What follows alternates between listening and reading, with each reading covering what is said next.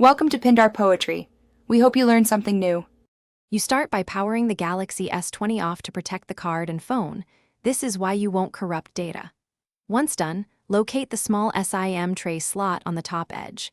Make sure you have the Samsung eject tool or a 0.8 mm paper clip. Straighten the clip if needed.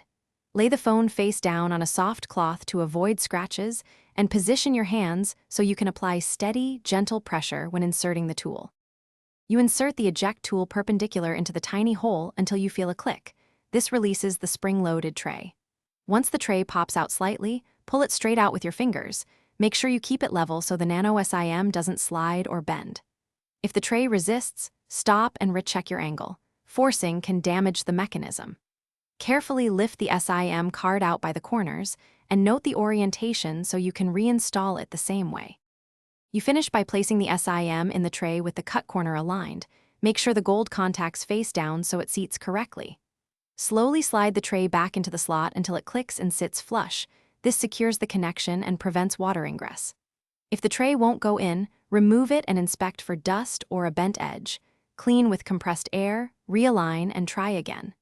If problems persist, consult a service center to avoid damaging the phone.